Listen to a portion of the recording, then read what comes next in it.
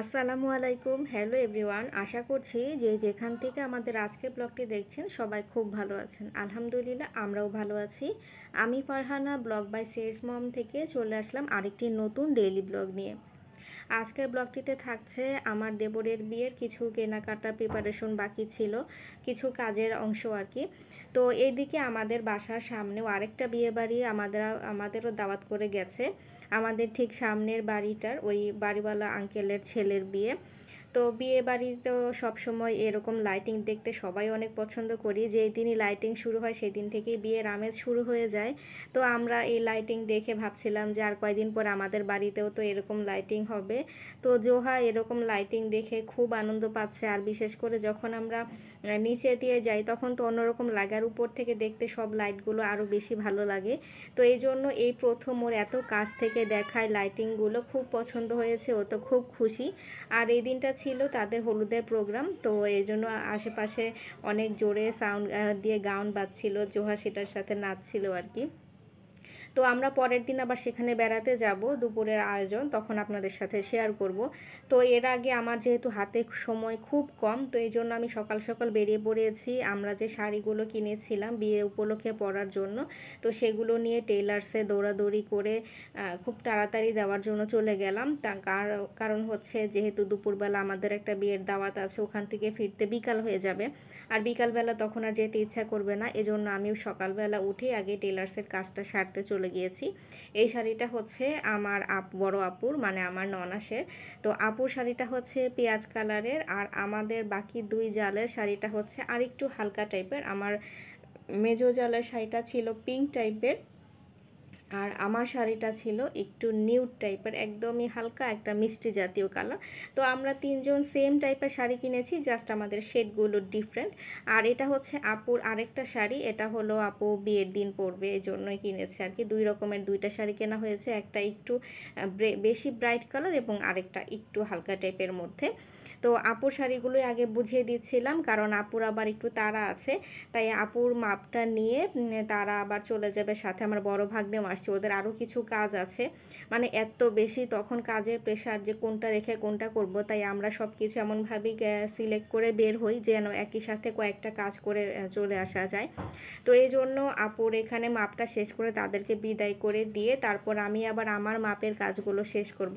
আমি অবশ্য আগের দিনই কিছু কিছু জিনিস, যেমন আমার শাড়িগুলো রেখে গিয়েছিলাম। আমার আজকে যাওয়ার মেইন কারণ ছিল আম্মুর শাড়ির যে ব্লাউজটা, আমি ফলস নিয়ে গেছি কিন্তু শাড়ির ব্লাউজের কাপড় নিতেই ভুলে গেছিলাম। তো এই জন্য আর কি সেইটা দিতেই গিয়েছি, আর আমার শাড়িগুলো তো আগের দিন আমি পৌঁছে দিয়েই আসছি। আর আপু অবশ্যই এই দোকানটা চিনতেন না, তাই আমি সাথে করে নিয়ে গিয়েছি, কারণ এখানটায় আমি সবসময় বানাই, তাই ওনাকে বললাম যে ওনাদের শাড়ির ব্লাউজের মেকিংটা খুব সুন্দর হয়। তো এই জন্যই আপু আমার সাথে আসলো, বলল যে একবার বানিয়ে দেখে যদি ভালো হয় তাহলে সবসময় এখান থেকে বানাবো। কারণ থ্রি পিসটা সবাই কম বেশি করতে পারলেও ব্লাউজগুলো কিন্তু খুবই ডেলিকেটেড, এগুলো একটু ফিটিং এদিক ওদিক হলে তখন আর পরতে ভালো লাগে না, প্লাস দেখতেও ভালো লাগে না। এজন্য আমি একটু দূরে হলেও এই জায়গাটায় আসি, এটা আমার অনেকটা ঘুরে আসতে হয়। তারপর ওনার থেকে আগে অবশ্য আমি একবার দুবার বানিয়েছি, তখন আমার কাছে ফিটিং অনেক বেশি ভালো লেগেছে। ওনাদের মজুরিও অনেক বেশি, তারপরও আসলে ভালো জিনিস যেখানে থাকবে সেটার ডিমান্ড একটু বেশি থাকবে, এটাই স্বাভাবিক।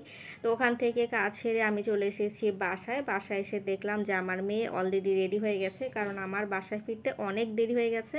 দুপুরের খাওয়া দাওয়ার সময়ও হয়ে গেছে, সবাই খুব রাগারাগি করছিল যে কেন এত দেরি করেছি। তো আমি বাসায় উঠতে উঠতেই দেখলাম যে আমার বোন অফিস থেকে ফিরেছে মাত্র, তো ও বলল যে আমি খুবই টায়ার্ড, আমি এখন আর যেতে পারবো না, তোমরাই যাও। তো এই জন্য আর কি এখন আব্বু আম্মু আমার মেয়ে আর আমরা চারজন মিলেই যাচ্ছি আমাদের সামনের বাড়ির বিয়ের অনুষ্ঠানে। তো বাসার সামনে যেহেতু যেতে তো আর সময় লাগবে না, এই যে এটা হচ্ছে আমাদের বাড়ির গেট, আমাদের বাড়ির সামনে থেকেই পুরোটা রাস্তা লাইটিং করা ছিল। তো খুবই এই পিছন সাইডটা একটু চাপা টাইপের আর কি, এখান থেকে যাতায়াতটা খুব কষ্ট, আর রাস্তাটা উঁচু নিচু ছিল যে কারণে আব্বুর যেতে কষ্ট হচ্ছিল। পরে ওইখানে যে আন্টি আর কি, যার ছেলের বিয়ে, আন্টি বললেন যে তোমার আব্বু যেহেতু অসুস্থ, ওনার উপরে উঠতে কষ্ট হবে প্যান্ডেলে, তাই আব্বুকে উনি ওনার বাসার নিচতলায় আরেকটা আয়োজন করা হয়েছিল যারা অসুস্থ তাদের জন্য, যাতে উঠতে না হয়। তো ওইটা ওনার বাসারই অংশ, তো ওইখানে আবার আন্টি আব্বুর খাওয়ার ব্যবস্থা করে দিলেন। তো এই জন্য আব্বুকে নিচে খাওয়ার ব্যবস্থা করে দিয়ে এখানে আমি আবার জোহাকে নিতে আসছি, ও পিছনে পড়ে গেছে, মানে সামনে কুকুর ছিল দেখেও দৌড় দিয়ে আবার বাসার ভিতর ঢুকে গেছে। তো যাই হোক, ওকে নিতে আসছি। আর হচ্ছে আব্বু আম্মু উপর থেকে নেমে আসছিল একটু আগে, যদিও আমার ক্লিপটা একটু আগে পিছে হয়ে গেছে, সেজন্য আমি খুবই দুঃখিত। তো এখানে আব্বু আম্মুকে বের করতে যেহেতু একটু বেশি টাইম লাগছে, তাই আমি আগেই জোহাকে নিয়ে নেমে গেছি। ও খুব বিরক্ত করছিল যে কেন তুমি এত লেট করে আসলে। আর আমি তো এসে একটা মিনিটও বাসায় দাঁড়াইনি, মানে বাসায় ঢোকার সাথে সাথেই আবার ওদেরকে নিয়ে চলে আসছি। কারণ বিয়ে বাড়িতে দেখা যায় আপনি যত লেট করে যাবেন তত দেখবেন যে টেবিলে বসতেও ভালো লাগে না, সব কিছু আনফ্রেশ হয়ে যায়, আর তখন খুব বেশি হিজিবিজি লাগে। তো প্রথম ব্যাচে খেতে পারলে কি হয়, সব কিছু নিট অ্যান্ড ক্লিন থাকে, এই ব্যাপারটাই, এছাড়া আর কিছুই না। তো যাই হোক, আব্বুকে নিচে আমরা খাবার ওখানে বসিয়ে দিয়ে আসছি, ওখানে মানুষজন আছে তারা আব্বুকে সার্ভ করবে। তো সাথে আমাদের এলাকার যিনি পুরাতন কমিশনার ছিলেন, তো ওই আঙ্কেলও বসেছিলেন আব্বুর সাথে, তাই তারা একসাথে বসে খাচ্ছে। আর এইদিকে আমি, জোহা আর আমার আম্মু, আমরা তিনজন চলে আসছি দোতলায়, এখানে বড় করে প্যান্ডেল করা ছিল। তো ওকেও আমি একটা প্লেটে দিয়ে দিয়েছি, কারণ এত মানে গরম ছিল ওখানে যে বেশিক্ষণ বসে থাকবো, কিন্তু তখন কিন্তু অনেকটাই মানে শীতকালের শেষ পর্যায়ে, খুব বেশি একটা গরম পড়ার কথা না, কিন্তু আসলে তখন পুরো ছাদটাতে রোদ পড়ছিল, যে কারণে বেশি একটা সময় বসা সম্ভব হচ্ছিল না। তাই আমি ওকে বললাম তুমি যতটুকু পারো খাও, বাকিটা আমি খাইয়ে দিব। এই ফাঁকে আমিও আমার খাওয়া শেষ করে নিয়েছিলাম। তো যাই হোক, ওখান থেকে বিকালবেলা চলে এসে আমি কিছুক্ষণ একটু রেস্ট নিয়েছি। তারপরেই সন্ধ্যা হতে না হতেই আমাকে ডেলিভারি বয় ফোন দিল যে আপনার একটা পার্সেল চলে আসছে।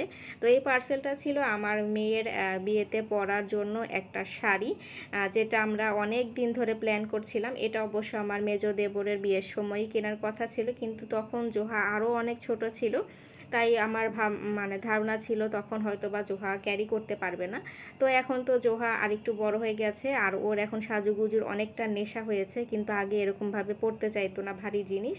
আর এবারের বিয়েটা একদমই শীতের মধ্যে, তাই ভাবলাম যে এই সুযোগ ভারী কোনো জিনিস পরানোর জন্য মনের শখটা এবার না হয় মিটিয়েই নিই। তো এই জন্য জোহার আমি একটা রেডিমেড শাড়ি অর্ডার করেছিলাম, যেটা একদম কুচি থেকে শুরু করে আঁচল সব কিছু সুন্দর করে সেটিং করে দেওয়া থাকবে, তার সাথে সুন্দর একটা ওড়নাও দিয়েছি। তবে ওড়নাটা নিয়ে একটা বিরাট বিপদে পড়ে গেছি। ওড়নার যে থান কাপড়টা, এটাকে ওরা ছোট করে না কেটে একদম বড়ভাবেই জাস্ট দুইটা সাইডে শর্ট করে টার্সেল লেস করে দিয়েছে, যে কারণে ওড়নাটা যখন মাথায় দিচ্ছিলাম ওড়নাটা পিছন সাইড থেকে মাটিতে গড়াচ্ছিল। তো আমি এই জন্য চিন্তা করলাম যে ওড়নাটা এত সুন্দর, কিন্তু এটাকে কি করা যায় যে এটা মাটিতে না হ্যাঁচড়ায়। তো এইটার পরে আমি একটা সিস্টেম বের করেছি, যদিও তখন ওইটা আপনারা অবশ্য পরে তো যাই হোক, আমি জোহাকে পরিয়ে দেখছিলাম যে ওর সাইজটা ফিটিং হয় কি না। আর ওনাদের কাছে আসলে সাইজগুলো ওরকমভাবে দেওয়ার সিস্টেম নেই, ওনারা বাচ্চার বয়স জেনে জাস্ট ওরকম আনুমানিক একটা সাইজ করে দেন। তো আমি যে একদম পারফেক্টভাবে লং দিব সেরকম পসিবল হচ্ছিল না। আর সবথেকে বড় কথা, এগুলো তো আর বারবার পরবে না, দেখা যাবে একবার পরলে এটা আর বছরকে বছর পরা হবে না। তো একটু লং হলে সমস্যা নেই। কোমরে যেহেতু ইলাস্টিক সিস্টেম করা আছে, আমি ভেবেছি যে ইলাস্টিকটাকে একটু ভাঁজ করে দিব যাতে নিচে না ছেঁচড়ায়।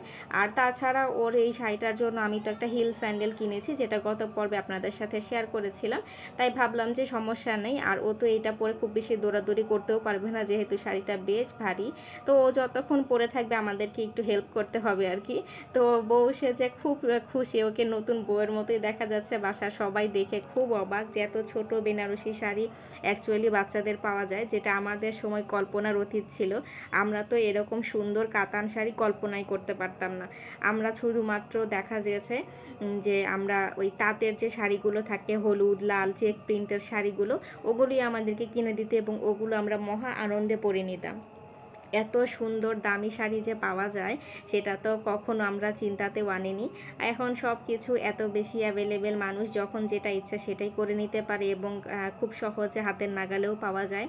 তো আমি জোহাকে এখন শাড়িটা একটু দেখছিলাম কিভাবে কি ম্যানেজ করলে ওকে একটু বেটারভাবে পরানো যাবে, যাতে করে অনুষ্ঠানের দিন আমার একটা আইডিয়া থাকে যে ওর কোন দিকটা বড় হয় কোন দিকটা ছোট হয়, সেটা কিভাবে পরাতে হবে, তাতে করে আমি অনুষ্ঠানের দিন খুব ঝটপটভাবে শাড়িটা পরিয়ে ফেলতে পারবো। তো এই যে শাড়ি পরে ও এখন যাচ্ছে আমার ফুপির বাসায় আমার ফুপিকে দেখানোর জন্য। তো দরজা যখন নক করছিল তখন সবাই জিজ্ঞেস করছিল কে, ও বলছিল যে নতুন বউ আসছে, দরজা খুলে। এটা শুনে সবাই একদম হেসে অস্থির। তো যাই হোক, ওর আরও 2টা ড্রেস আমি হাতে পেয়েছি। এগুলো আমার চাচাতো বোন বানিয়ে দিয়েছে। ও আগেও জোহাকে ড্রেস বানিয়ে দিয়েছে, যেটা আমার গত বছরের মেজো দেবরের বিয়ের সময়ও ছিল, সেটা আমি দেখিয়েছিলাম। তো এই ড্রেসটা খুবই সুন্দর। আমার এই কাতানের যে ব্লু কালারটা দেখতে পাচ্ছেন, এই নিচের পোর্শনটা খুব বেশি পছন্দ, কারণ কাপড়টা আমি জানি না আপনারা কতটুকু বুঝতে পারছেন।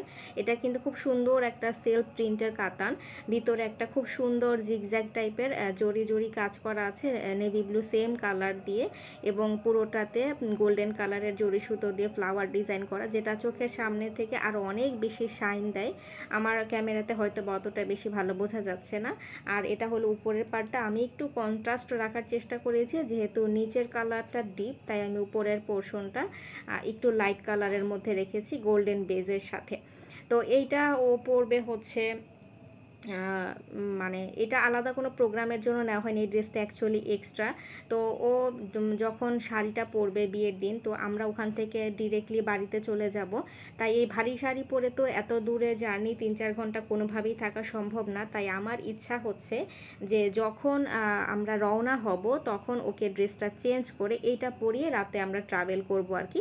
আর কারণ বাড়িতে যখন পৌঁছাবো তখন অনেক মানুষজন থাকবে, তাই ওকে আমি নর্মাল টাইপের কোনো ড্রেস পরাতে চাচ্ছি না। তো এইটা এমন একটা ড্রেস যে ও খুব বেশি কমফোর্টেবল ফিল করবে না, তার সাথে হচ্ছে এটা খুব বেশি আবার একদম সিম্পলও হয়ে যাবে না। তো শীতের দিনের অনুসারে ড্রেসটা ভালোই ছিল। তারপর আরেকটা ড্রেস দেখাচ্ছি, এটা হচ্ছে ওর মেহেদি অনুষ্ঠানে পরার জন্য আমি নিয়েছি। এই ড্রেসটাও আমার অনেক অনেক বেশি পছন্দ। এই ড্রেসটাকে আমি ওই ড্রেসটা ঠিক অল্টারনেটিভ করেছি, যেমন এটার আমি নিচের বেস কালারটা দিয়েছি গোল্ডেন কালার, আর থান কাপড়টা অবশ্য আমি একই কাপড় কিনেছিলাম, ওখান থেকেই আমি টপস এবং নিচের যে ঘাগরাটা সেটার কাপড়টা বের করে 2টা সেটের সাথে অল্টারনেটিভভাবে সেট করেছি। আর এই কাপড়টা আমি অবশ্য কিনিনি, এটা ছিল আমার বোনের একটা ড্রেস মেক করার পরে কিছু কাপড় বেঁচে গিয়েছিল, খুব সুন্দর একটা কাতান কাপড়। তো এই কাপড়টা আমার এত বেশি পছন্দ যে আমি রেখে দিয়েছিলাম যে যদি কোনো সময় কোনো ব্লাউজের স্লিভ বা কোনো কিছুতে দেওয়া যায়, কিন্তু এত ছোট কাপড় যে কোনো কিছুতে আমি ইউজ করতে পারিনি। অবশেষে এই ড্রেসটা মানে ফেব্রিকটা আমার মেয়ের কাজে লেগে গেল। এই গ্রিন কালার ফেব্রিকটা দিয়ে আমার বোন ড্রেস বানিয়েছিল যখন আমার বিয়ের অনুষ্ঠান হয় ঠিক সেই সময়ে, আর এখন 4 বছর পরে আমার মেয়ে পড়ছে।